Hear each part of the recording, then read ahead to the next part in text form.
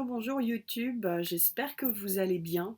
Je vous fais cette petite vidéo pour vous donner un maximum d'éléments sur ces dernières semaines, sur la valeur que je peux apporter en fait au niveau de mes conférences en ligne.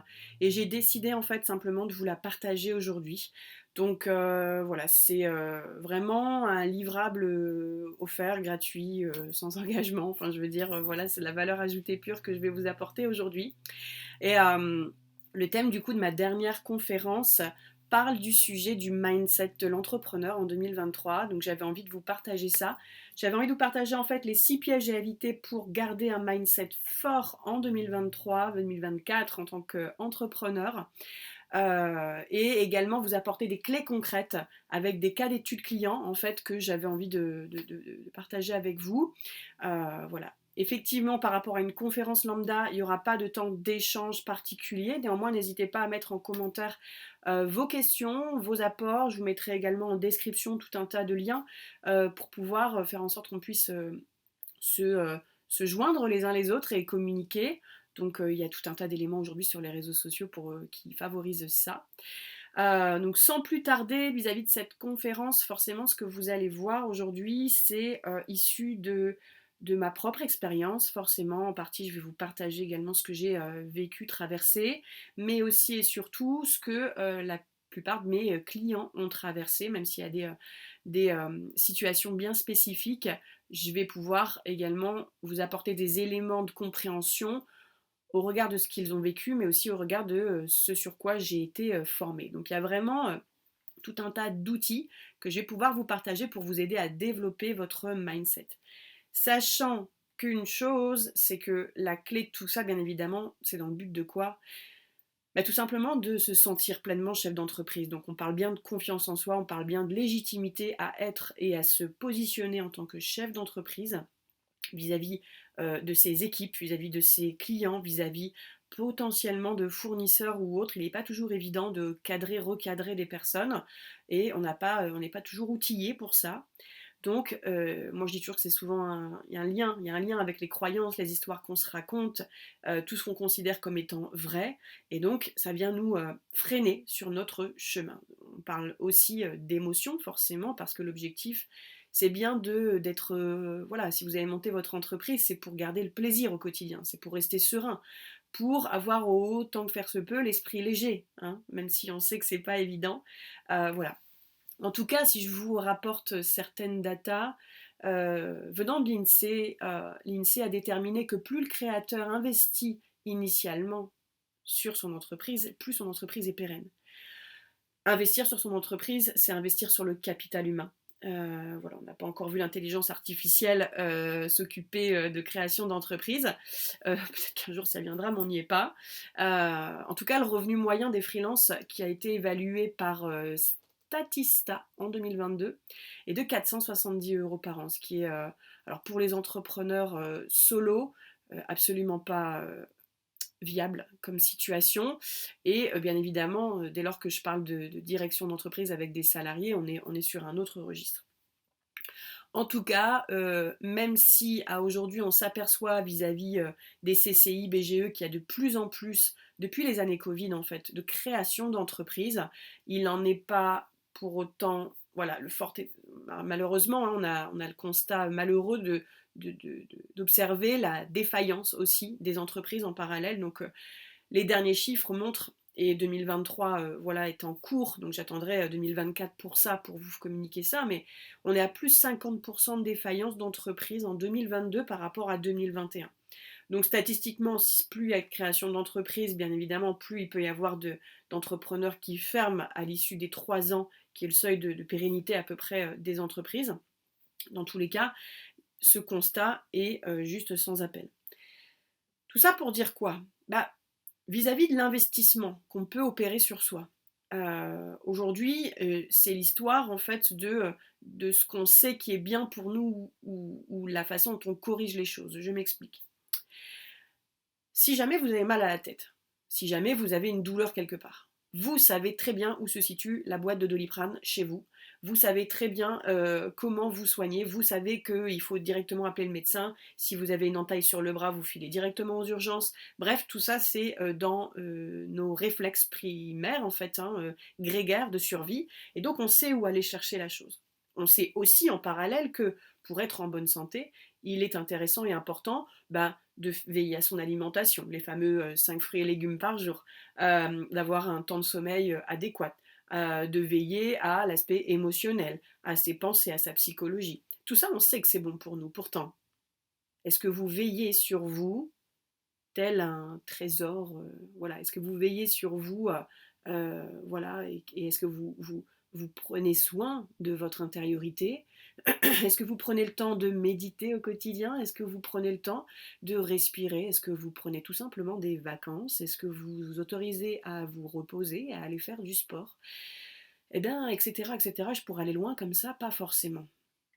Pourtant, vous savez pertinemment que c'est ce qui est bénéfique pour vous. Et donc à aujourd'hui, on s'aperçoit d'une chose, c'est que en parallèle de la création des entreprises, il y a quelque chose qui arrive aussi, c'est le burn-out entrepreneurial. On s'aperçoit aussi que les personnes arrivent plus rapidement, plus facilement dans des situations d'épuisement, parce que vivre de son expertise, la communiquer au monde, c'est une chose, mais devenir entrepreneur, c'en est une autre. Et donc, c'est là où je rejoins la notion d'état d'esprit dont on va parler aujourd'hui. Donc, cette conférence est pour vous, si effectivement vous êtes entrepreneur, dirigeant, si vous souhaitez développer un réel nouvel état d'esprit dynamique dans votre entreprise, où le bien-être est au centre des affaires, où le capital humain est la priorité majeure et principale de votre activité, vous êtes au bon endroit. Si vous souhaitez développer votre mindset, revoir votre rapport au temps et mieux gérer l'énergie dépensée, vous êtes toujours au bon endroit. Et si vous avez besoin d'une idée claire et impactante pour votre développement et la suite, eh bien restez jusqu'à la fin parce que j'ai une surprise pour vous. En revanche, si vous voulez que quelqu'un fasse les choses à votre place, je ne suis pas la bonne personne. Si vous n'êtes pas coachable au sens où mes confrères psychologues et psychothérapeutes ont besoin de traiter de blessures, chose que je ne fais pas. Je n'ai pas cette posture-là ni cette prétention-là. Je ne suis en aucun cas médecin ni thérapeute. Je n'ai pas la formation adéquate pour ça. En revanche, effectivement, je suis bien certifiée en coaching de par mon expérience professionnelle et de par le développement que j'opère et l'apprentissage continu que j'opère de manière éthique et déontologique au quotidien. Si vous n'êtes pas non plus dans une dynamique d'expansion, au sens où vous n'avez pas envie de dépenser ni du temps ni de l'énergie à ça, et c'est ok, dans ce cas-là, vous pouvez être spectateur de cette conférence, mais effectivement, vous ne passerez pas à l'action. Qui est-ce que je suis pour vous dire tout ça? J'ai commencé à me présenter, je m'appelle Natacha, je suis coach professionnel certifié ICF depuis plusieurs années maintenant. J'ai accompagné plus de 40 entrepreneurs en indépendant, enfin en individuel à ce jour. Et j'accompagne également des entreprises dans l'alignement de leurs équipes par rapport aux résultats ou performances attendus du dirigeant. J'ai également une casquette de formatrice et conférencière au sens où j'interviens auprès de jeunes générations du bac+1 au bac+5 sur des écoles d'ingénieurs comme des universités. Et j'interviens également dans le public comme dans le privé sur la notion de confiance, connaissance de soi, communication relationnelle, management et entrepreneuriat également pour les jeunes. Il y a de plus en plus de formations et j'en suis ravie pour amener les jeunes à entreprendre en fait tout simplement. Quel prix donnez-vous à votre entreprise? Quelle valeur accordez-vous à votre entreprise? Alors, c'est vrai que la peur numéro une pour les dirigeants entrepreneurs à ce jour, c'est bien évidemment la fermeture. Hein. C'est pas, on ne crée pas pour se dire qu'on va fermer boutique d'ici quelques années à peine. On ne veut pas non plus que l'entreprise ralentisse ou qu'il y ait une baisse d'efficacité de notre part qui mène à une certaine forme d'épuisement. C'est pas ce pourquoi on crée, mais ça fait partie des peurs, des 3 grandes peurs majeures de l'entrepreneuriat. Et on sait aujourd'hui que entreprendre passe par certaines phases qui amènent une forme de quête personnelle, de reconnaissance, d'identification de son rôle dans sa propre entreprise. Et donc on s'aperçoit aujourd'hui que, eh bien, quand on est dans une création d'entreprise, en général, voilà, la première année, c'est l'année de toutes les folies, on se donne à fond, on met un maximum son temps et son énergie à ça, pas forcément l'argent parce qu'on a encore certaines peurs parfois, mais quoique je connais également des entrepreneurs qui, je ne fais pas de généralité dans ce que je vais dire, mais qui investissent très rapidement sur eux. Euh, et on a ce fameux cap des 3 ans. Alors on sait qu'entre 3 et 5 ans, tout se joue là-dedans, et que le cap des 3 ans invite souvent la notion de délégation, au sens où si je me développe, à un moment donné, je me rends compte que les journées ne font que 24 heures, et que sur les tâches pour lesquelles j'ai le moins de valeur ajoutée, eh bien, il peut être pertinent de déléguer. Et donc c'est là qu'on commence à s'entourer. Sauf que qui dit s'entourer dit manager. Le management n'est pas forcément inné non plus pour chacun. J'ai envie de dire peut-être même pour personne, hein. J'ai moi-même un bac+5 en management, j'ai pratiqué dans une ancienne vie du management d'équipe pour des équipes de 100 à 400 personnes, d'abord dans l'industrie automobile, puis dans la logistique. C'est pas pour autant que c'est mon diplôme qui m'a apporté cette expertise-là. Donc c'est bien le terrain. On s'aperçoit aussi que quand on entreprend et qu'on est amené à déléguer, aujourd'hui je suis également en phase de délégation vis-à-vis de mon propre business, eh bien il s'agit de pouvoir lâcher sur le résultat. Donc lâcher prise avec tout un tas d'éléments qui concourent à votre performance, hein. Et donc ça, c'est pas forcément évident parce que ça vient chercher le rôle que vous avez aujourd'hui dans votre entreprise.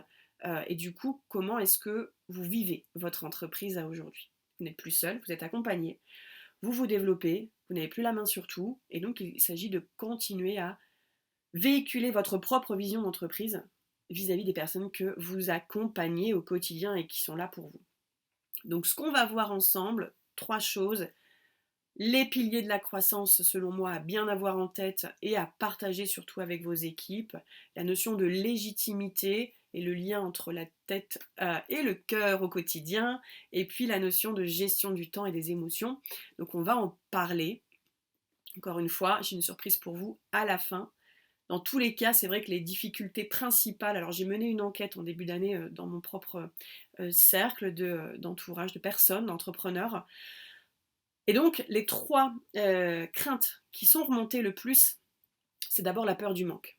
La peur du manque, manque de temps, manque d'énergie, manque de clients, manque de fidélisation, manque de personnel au sens du turnover. Euh, Toute cette forme de stabilité dont on a besoin pour pouvoir se projeter dans un avenir. Deuxième grosse difficulté, c'est le fait de se connaître, de se reconnaître et du coup de développer son entourage au sens voilà, de discipline, de capacité à se reposer, de gérer les charges, les plannings, les urgences et les priorités au mieux en fait. Et donc l'incertitude qui va en troisième lieu, eh bien c'est la gestion de cette frustration, c'est la gestion de ce rapport au temps aussi. Je veux faire des choses, mais j'ai un temps limité, donc ça me frustre parce que du coup j'ai énormément de charges de travail et donc on se retrouve avec des charges de travail à 70-90 heures par semaine, ce qui est absolument inhumain. Dans cette notion de stress, ce rapport au plaisir qu'on perd au fur et à mesure, et du coup cette remise en question et les doutes qui en découlent. Donc la vérité est simple. 3 éléments dont il faut tenir compte pour pouvoir avancer dans ce cadre-là. 1.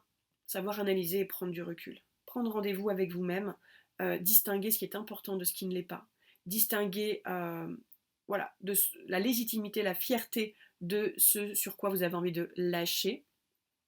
Monter en compétence dans sa posture, je dis bien dans sa posture, parce qu'il ne s'agit pas ici de parler de vos compétences techniques, je suis personne pour vous parler de vos compétences propres qui vous ont amené à lancer votre entreprise. Par contre, au sens de la posture et de l'état d'esprit, il s'agit de revoir la manière, pourquoi pas, et jamais je vous proposerai de faire plus, mais plutôt de faire autrement, de revoir la manière dont vous vous organisez au quotidien, dont vous vous structurez, la manière dont vous prenez la parole, dont vous simplifiez les process internes de votre entreprise pour gagner en sérénité et du coup en créativité en fait au quotidien dans vos idées. Pour ça, on parlera d'indicateurs, c'est la chose majeure à avoir en tête pour pouvoir monter dans sa posture. Et ensuite, l'efficacité passe par la gestion émotionnelle. Troisième élément, le mindset positif. On y reviendra. Être dans un mindset gagnant et du coup canaliser chaque émotion et savoir l'écouter. Je pars du principe que l'émotion, et je parlerai des neurosciences plus tard, mais L'émotion part du corps et le corps ne ment jamais. Vous le savez comme moi, au fur et à mesure du temps, on se rend compte souvent après coup de ce qu'on a vécu et dans les temps difficiles, en quoi ça a été utile de vivre ça. Donc par rapport à cette expérience-là, on sait souvent après coup que telle ou telle difficulté, burn-out, épuisement ou autre, a son utilité et son importance au quotidien. Donc on va parler de tout ça et je vous invite dans une vidéo précédente, je crois que c'est 2 ou 3 vidéos en arrière, à visionner le témoignage de Valentin, qui est un coaché que j'ai accompagné il y a quelques mois de ça, quelques temps, et du coup qui vous parle vraiment, et c'est toujours avec émotion que je réécoute ce témoignage, puisque il s'est reconnecté à ses valeurs de vie en tant que personne, et remettre la personne au cœur de son business, mais c'est vraiment mon intention avec vous. Je vais vous partager maintenant les 3 piliers, selon moi, pour devenir un chef d'entreprise serein, épanoui au quotidien. Et ça parle aussi des erreurs à éviter. 3 éléments. Premier élément, avoir une vision claire. Quelle est votre vision? La raison pour laquelle vous avez créé votre entreprise et à quoi vous voulez l'amener, à quel niveau, à quel stade vous voulez l'amener d'ici 3, 5 et 10 ans. Si cette vision-là n'est pas claire, votre ambition n'est pas claire. Si votre ambition n'est pas claire, vos stratégies ne seront pas bien établies et vos objectifs seront peut-être certes dans votre tête, mais il sera compliqué d'avoir à en parler autour de vous. Et dans le cas d'une délégation, on ne pourra pas aligner ses équipes avec nous-mêmes. J'en reparlerai dans d'autres vidéos sur la notion d'engagement. Avoir une vision claire, c'est aussi important de savoir qui a cette vision, d'où ça vient, de quel ADN, dans votre mode de fonctionnement, quelle est la personne que vous servez, à quoi ça permet d'accéder de plus grand que vous, que d'aller vers cette vision-là, d'atteindre ces objectifs-là, dans cette ambition-là. Qui est-ce que ça sert de plus, pour quel résultat? Qu'est-ce que vous souhaitez amener finalement à vos clients? Qu'est-ce que vous souhaitez réaliser avec eux? C'est important d'avoir quelque chose de clairement défini pour pouvoir ensuite faire découler de votre vision une ou plusieurs stratégies, il y en a même plusieurs stratégies pour pouvoir mener à bien les objectifs et adapter l'organisation qui va bien pour ensuite faire en sorte que l'organisation soit au service de la stratégie et non pas l'inverse. C'est important de partir de la vision pour ensuite se dire ok, quelle est la stratégie, la ligne directrice à mener? Si on est tous dans le même bateau en tant qu'équipe, si je suis moi-même avec moi-même, même en tant qu'entrepreneur solo, eh bien, quelle stratégie je vais adopter? Parce que vous n'êtes jamais seul, hein. Il y a toujours un entourage, un réseau proche, un réseau local dans lequel vous allez intégrer une équipe, hein, potentiellement, pour pouvoir faire des affaires de proximité, pour pouvoir vous développer, pourquoi pas, sur le web. En tout cas, quand est-ce que vous allez réserver ce temps-là dans votre stratégie? Il est important, et donc c'est pour ça que le lien se fait avec la notion de temps, gestion du temps, de savoir identifier à quel moment vous allez placer ces instants de production purs pour votre expertise, pour servir le client, mais aussi ces temps dédiés à la mise en relation. Le bouche à oreille, c'est la prospection la plus aussi vieille que le monde, mais néanmoins on sait que ça prend du temps, d'où cette notion de pérennité, et des fois, quand on perd un client principal qui représente plus de 50% de votre chiffre d'affaires, c'est là qu'on s'aperçoit que mettre ses œufs dans le même panier fait que c'est compliqué, on doit revenir à un état initial de prospection qui est pas forcément si évident pour tout le monde. Donc savoir de la vision, identifier quelle stratégie je vais adopter pour identifier pour qui je travaille, avec qui je travaille, quand est-ce que je place tel ou tel temps, combien de temps, d'argent je vais investir là-dedans, et ça permet déjà de clarifier votre offre et d'identifier les besoins en constante évolution, hein, et la société va de plus en plus vite, pour savoir comment je m'organise. Donc l'organisation, c'est le 3e pilier.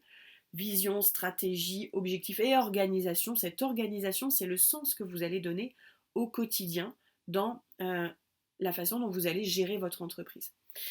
C'est également la distinction entre vos intentions dans votre organisation, l'intention de l'objectif. Mon objectif, il doit être chiffré. Un objectif, on dit souvent qu'il doit être mesurable, c'est-à-dire SMART, hein, Pour ceux qui connaissent, n'hésitez pas dans les commentaires à me dire si c'est pas clair pour vous, parce que je me ferai une joie de vous donner mon ressenti sur l'objectif SMART, et pour moi, c'est pas complet du tout. Bref, je ferme la parenthèse. Donc votre objectif doit être chiffré, doit traduire des indicateurs clés de votre entreprise pour savoir si vous êtes dans la bonne direction. À la fois pour vous, mais ces indicateurs doivent surtout être partagés avec vos équipes si vous en avez. Mais, et c'est là que le bât blesse là, dans la plupart du temps, je distingue l'objectif de l'intention. Si mon objectif c'est d'atteindre 1 million de chiffre d'affaires dans les 2 ans, eh bien, derrière, si j'ai une équipe avec moi, je peux avoir l'intention de dégainer dès la moindre erreur et de me dire coûte que coûte, je veux y arriver, et donc je vais pouvoir empiéter sur le bien-être de mes entreprises. Ou alors, je vais investir à un moment donné un peu de temps, de liens, pour pouvoir faire en sorte de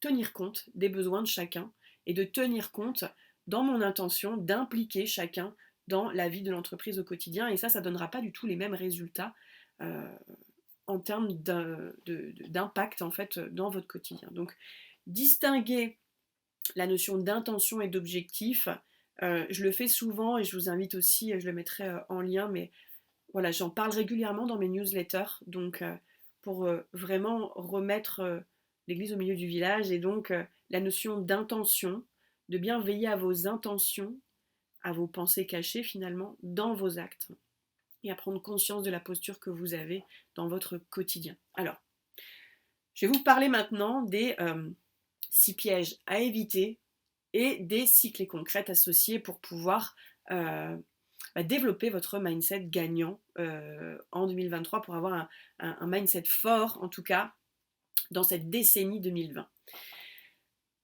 La première clé pour moi, c'est d'identifier en quoi la peur vous bloque à aujourd'hui. Quelles sont les peurs, justement, de manquer de temps, d'énergie, d'argent, de fidèles serviteurs dans vos équipes, etc. En quoi cette peur vous bloque, et pour mieux comprendre un petit peu les origines de cette peur, ça va vous permettre ensuite de réaliser quelles sont les croyances que vous avez à l'égard peut-être des personnes qui vous entourent, les croyances que vous avez à l'égard peut-être de l'argent, de l'ambition que vous avez, des limites que vous fixez. On dit souvent qu'on est ses propres limites, mais c'est exactement ça. Et donc de remettre en place des stratégies pour venir sécuriser ce dont vous avez besoin autour de la peur, puisque la peur n'est ni plus ni moins que la traduction d'un besoin d'être rassuré par rapport à un danger. D'accord ? Alors, un danger, qu'il soit réel ou non, parce que la plupart du temps, on a 92% de nos peurs qui sont infondées au sens du stress, puisque le stress n'est ni plus ni moins que la manifestation d'une peur, mais qui n'est pas réelle. Je ne suis pas là maintenant tout de suite en danger, et ça n'empêche que je peux ressentir un certain stress au regard du rendez-vous que je vais avoir cet après-midi, au regard de la réflexion qu'on m'a peut-être faite il y a 2 ou 3 jours, et donc ça peut générer un certain stress, une certaine incertitude qui viennent remettre en question ma légitimité en tant que chef d'entreprise. Du coup, le piège à éviter, c'est bien le mode malware dans sa tête versus le mode software. Si j'ai pour habitude de dire j'ai pas le temps, j'ai pas les moyens, je suis fatigué, et que je me répète ça assez régulièrement, ne vous inquiétez pas que votre cerveau est bien alerte là-dessus, qu'il a bien entendu le message, et donc inévitablement ce message-là va venir générer une certaine biochimie dans votre corps qui va venir avoir un impact sur les émotions et donc sur votre comportement au quotidien. Il n'est pas rare dans les accompagnements que je peux mener que d'identifier le fait que tel ou tel symptôme, d'accord, qu'on ressent dans sa chair au quotidien, vient d'une émotion qui n'a pas été prise en compte ou digérée. Tout part de vos émotions, tout part de cet être humain que vous êtes et qui, à travers votre corps, vous transmet des messages, et on sait aujourd'hui que vous fonctionnez au quotidien à 99,9% à travers votre inconscient, et cet inconscient-là, eh bien, essaye de vous communiquer des messages au quotidien, et il le fait comme il peut, et les émotions sont de réelles messagères. Donc, le mode malware, ça peut être aussi le fait de dire bah, j'ai pas le droit de me reposer. J'ai trop de choses à faire, personne ne va le faire à ma place. Donc du coup, bah, je bosse le soir, je bosse le week-end et je bosse et j'ai pas de vacances. Donc j'ai déjà entendu des personnes qui m'ont dit bah, ça fait 5, 7 ans que je n'ai pas pris de vacances et c'est ok pour ça. Soyez-en sûrs, d'une manière ou d'une autre. Mais ça, c'est ok, hein, si c'est pas ok de l'entendre maintenant, mais d'une manière ou d'une autre, vous allez en reparler à vous-même dans quelques années, peut-être dans 10 ou 20 ans, hein, mais d'une manière ou d'une autre, il y a quelque chose qui aurait été loupé dans votre vie d'être humain. D'accord. Donc, on peut ne pas être d'accord avec ça. Là, tout de suite, c'est ok. Chacun a son stade d'évolution. Dans tous les cas, comme je vous l'ai dit, ma posture, c'est de replacer l'humain et la personne au centre de son business et ne pas être pieds et poings liés à son activité ni à son entreprise. Donc, travailler le capital humain et l'humain comme enjeu majeur et principal de l'entreprise, vous l'avez compris, c'est mon intention à moi. Le manque de discipline aussi, la paresse qu'on peut, ou les frustrations qu'on peut ressentir, bah, ce sont autant de choses qui viennent entacher nos pensées. Et donc c'est un piège en fait, hein, de tomber là-dedans et de croire à ça pour, et ce qui, voilà, ça nous empêche de nous développer. Deuxième clé, comment trouver et fidéliser des clients ou des collaborateurs autour de soi. Eh bien, c'est quand même une des clés aussi du développement de se faire accompagner et de déléguer aussi les tâches pour lesquelles, je dis tout à l'heure, vous n'avez pas forcément de valeur ajoutée plus à les réaliser. Et donc c'est là où c'est intéressant de définir les personnes avec lesquelles vous êtes le plus à même de vous entendre. Donc en fait, au-delà de votre persona et de votre client idéal, bah, vous ne pouvez pas, humainement parlant, vous entendre avec tout le monde.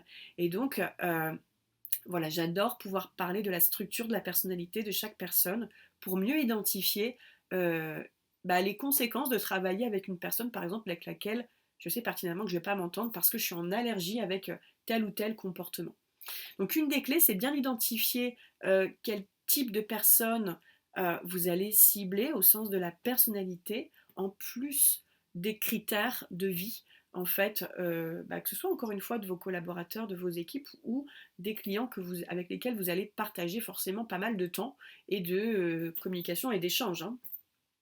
Donc ça permet de fidéliser parce que d'humain à humain, qui se ressemble, s'assemble. Et donc, vous savez comme moi que un client qui se sent compris, eh bien, c'est un client qui va être satisfait aussi à la fin parce qu'il va se sentir à sa place. Donc, il va avoir plaisir à investir avec vous.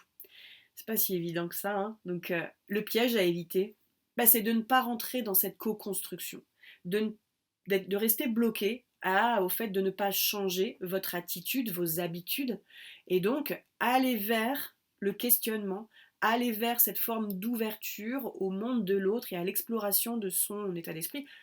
On fait quand même un peu de psychologie hein, quand on est amené à entreprendre. Eh bien, c'est développer des compétences de cadrage, de négociation, de prise de décision, parce qu'à un moment donné, il faut trancher aussi, et de production, d'adaptabilité. Troisième clé, c'est de renforcer sa légitimité au sens de parler de soi avec audace. Alors, j'adore cette notion de courage, ce courage entrepreneurial ou managérial. Identifier en gros et surmonter les obstacles à la confiance en soi qui vous empêchent de vous exprimer euh, dans votre pleine puissance. Donc, j'aime bien parler de votre zone de génie, au-delà de votre expertise technique, votre zone de génie en tant qu'être humain et quels sont vos talents pour valoriser vos compétences, les valeurs qui sont les vôtres, ce qui est important pour vous dans votre parcours, pour mieux communiquer de manière convaincante sur votre projet.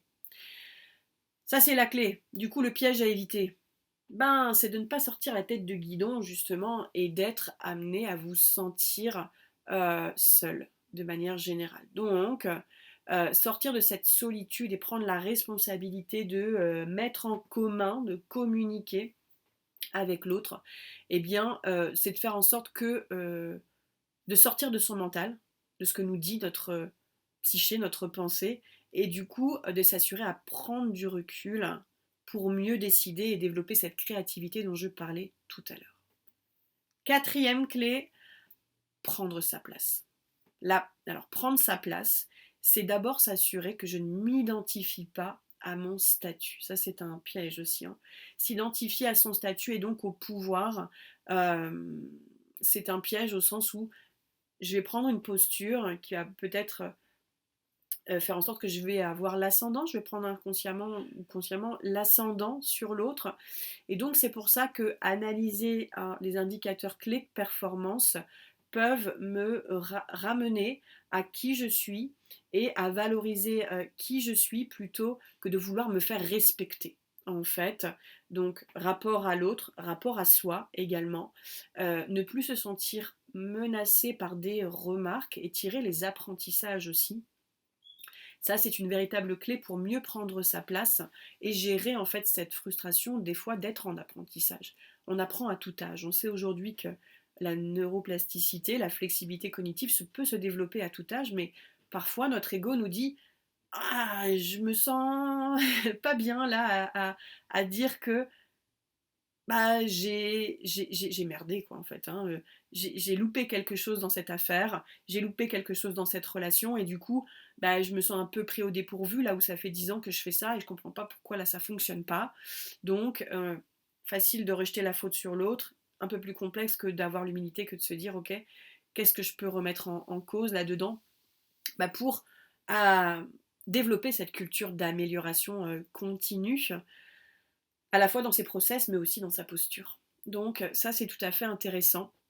C'est cette notion d'exigence pour sortir de l'orgueil et aller vers cette notion d'intelligence émotionnelle. Du coup, le piège associé, c'est de rester bloqué dans ces émotions parasites, hein. Les émotions sont messagères, mais elles sont aussi mensongères.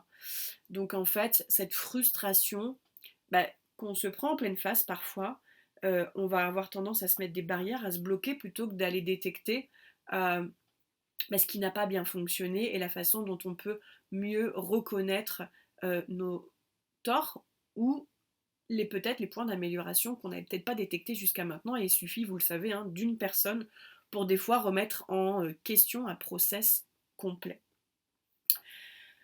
Cinquième clé, canaliser ses émotions.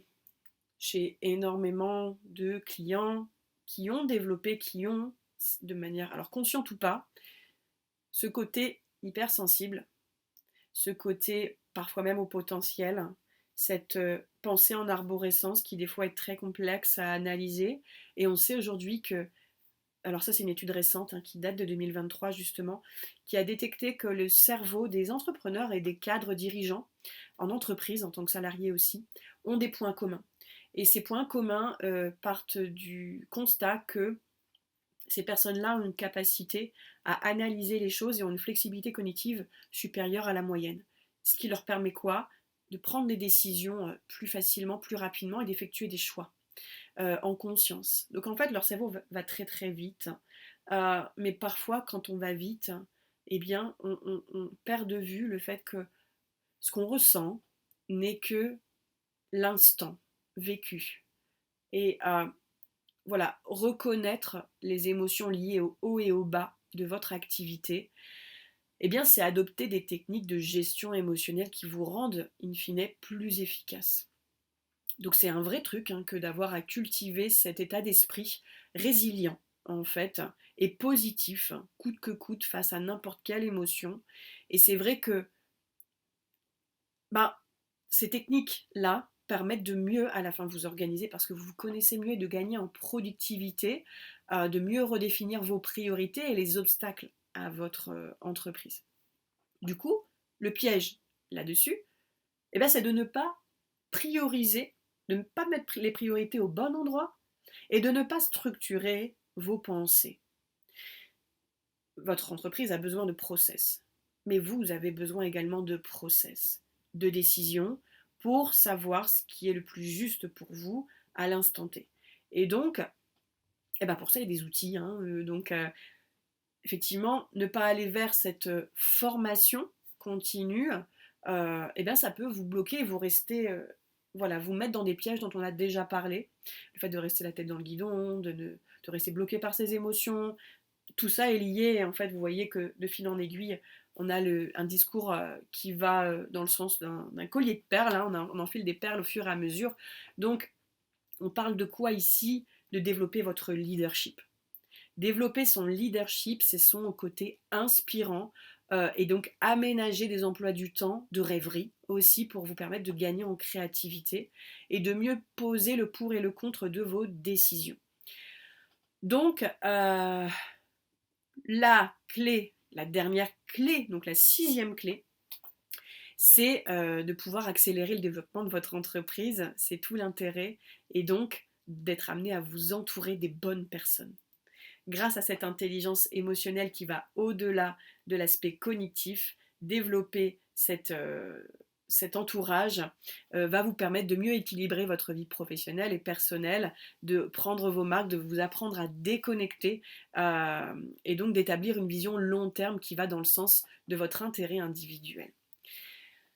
Donc le dernier piège, c'est de ne pas répondre aux questions suivantes, typiquement comment rester motivé à 200% en toutes circonstances, quel sera le rôle dans mon entreprise, dans ma vision à 3, 5 ou 10 ans, comment est-ce que je peux mieux déléguer, mieux simplifier les tâches qui sont les miennes au quotidien, comment réussir à se vider la tête et réussir à se détacher du travail, mais aussi, voilà, qu'est-ce que réussir pour moi? Donc, il est essentiel de pouvoir répondre à ces questions pour mieux replacer vos priorités. Et donc, vous l'avez compris, hein, c'est tout l'intérêt que j'ai à vous partager ces notions à aujourd'hui. Donc, je vous mettrai également des avis clients voilà, que j'ai pu obtenir au-delà de ce que vous avez pu regarder de Valentin dans la vidéo sur ma chaîne. Donc je vous en lis quelques-uns. Natacha m'a beaucoup apporté pour débloquer mes peurs et faire avancer la stratégie de l'entreprise. Alors cet accompagnement m'a permis de reprendre confiance en moi, de mettre des mots sur le désarroi et avancer, d'appréhender mes émotions, savoir comment les gérer, les contrôler et les guider. Et donc la joie et la bonne humeur, voilà, c'est quand même tout l'intérêt qu'on a. Donc j'imagine que par rapport à tout ça, vous n'êtes pas sans rien. C'est-à-dire vous avez peut-être eu des formations, essayé de revoir vos propres process, d'avoir pris la parole, d'avoir peut-être essayé des techniques de relaxation, de sophrologie ou de méditation, ou pourquoi pas d'avoir vu même un thérapeute. Ce que je vais vous proposer ici, c'est d'avoir un plan. Donc si vous êtes prêt à aller plus loin, je vais vous proposer justement ce que je peux avoir en termes de billes pour vous. À l'issue des accompagnements que j'ai pu mener en individuel, j'ai décidé en 2023 de mettre en place des offres collectives. Donc les offres et je vous mettrai tous les liens en description, les offres que je peux proposer aux entrepreneurs solo, ça s'appelle la Boss Squad. Le programme de la Boss Squad, c'est vraiment une équipe soudée d'entrepreneurs qui deviennent des boss et des véritables leaders dans leur expertise. Et je vais dédier également une offre spéciale au management, c'est-à-dire avec les dirigeants qui ont des équipes. Et ça, ce sera à peu près au printemps 2024. Donc si vous êtes intéressé, restez connectés, abonnez-vous de manière à pouvoir en savoir plus sur ce qui va se passer. La Boss Squad, typiquement, c'est quoi?